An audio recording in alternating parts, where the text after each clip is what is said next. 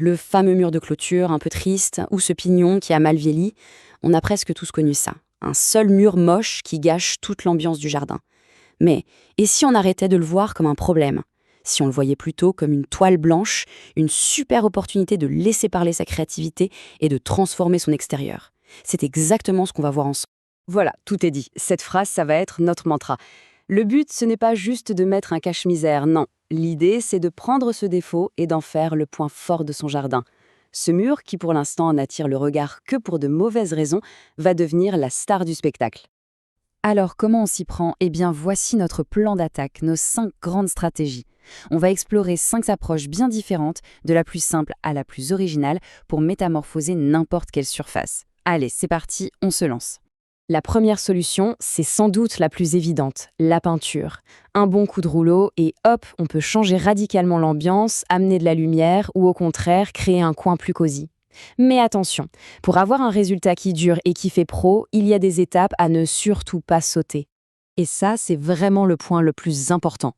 Je sais que c'est tentant de vouloir aller vite et de peindre directement, mais croyez-moi, la préparation, c'est 80% du boulot. C'est ce qui va garantir que la peinture tienne dans le temps face à la pluie et au soleil. C'est la fondation d'un travail bien fait, tout simplement. Alors concrètement, comment on fait? D'abord, on joue au détective, on regarde le mur de près. Est-ce qu'il est humide, fissuré, farineux? Ensuite, nettoyage de fond en comble. Il faut une base saine pour que la peinture accroche. Après, on répare les petits bobos, les trous, les fissures avec un enduit adapté. Vient l'étape cruciale, la sous-couche. C'est elle qui va faire le lien entre le mur et la peinture. Et enfin, on termine avec 2 belles couches de peinture spéciale façade pour une couleur et une protection au top. Bon, et on choisit quelle peinture? Surtout, on oublie le reste de peinture pour le salon. Il faut un produit fait pour l'extérieur. L'acrylique, c'est la plus courante, facile à utiliser sur un mur en bon état.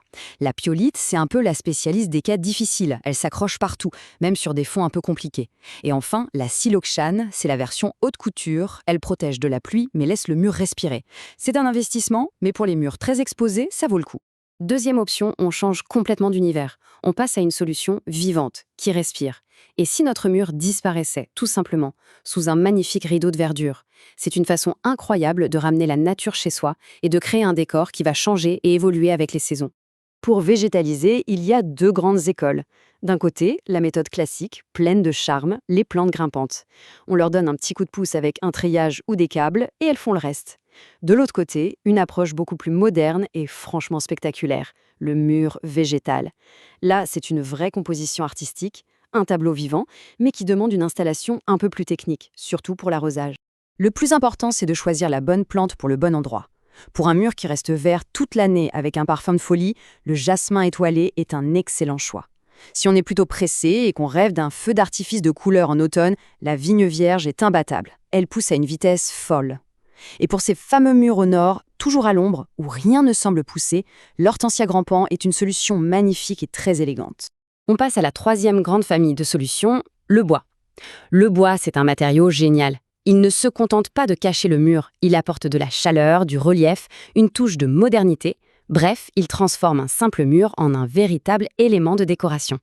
Et ce qui est bien avec le bois, c'est qu'on peut tout faire. On peut jouer la carte du design avec des tasseaux espacés pour un effet graphique très tendance. On peut opter pour un bardage complet qui va tout couvrir et même améliorer un peu l'isolation. Pour une solution rapide, pas chère et une ambiance un peu bohème, les canis sont parfaits. Et bien sûr, il y a l'option récup et créative, détourner des palettes pour en faire des jardinières. Par contre, attention, on ne met pas n'importe quel bois dehors. Le choix de l'essence, c'est la clé. Le pin traité est le plus abordable, mais il faudra l'entretenir régulièrement. Des bois comme le Douglas ou le Mélèze sont naturellement résistants et vont prendre une très jolie couleur grise avec le temps, sans entretien. Et si on veut la tranquillité absolue, il y a le bois composite. 0 entretien, mais un budget plus élevé.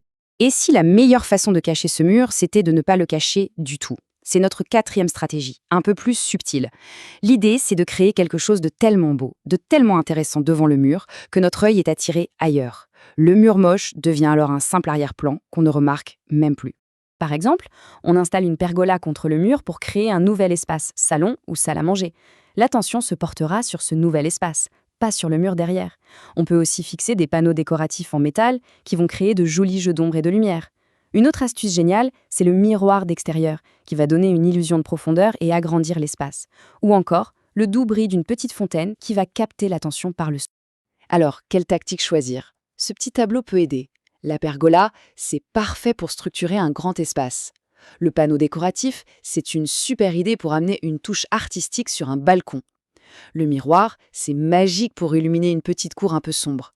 Et la fontaine, c'est l'idéal pour transformer un coin du jardin en un havre de paix.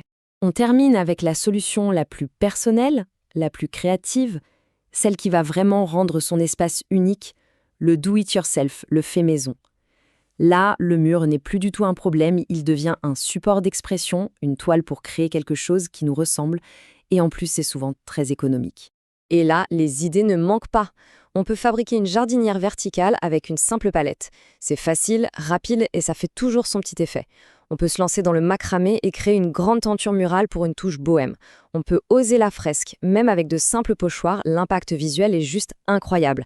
Et pour les plus patients, pourquoi ne pas se lancer dans une mosaïque avec de la vieille vaisselle cassée? Le résultat est absolument unique. Finalement, on voit bien qu'un mur moche, ce n'est pas une fatalité. C'est une page blanche, une vraie invitation à créer. Que ce soit avec de la peinture, des plantes, du bois, une astuce de mise en scène ou avec ses propres mains, chaque solution est une promesse. La promesse de transformer ce qui était un défaut en l'atout charme numéro 1 de son extérieur.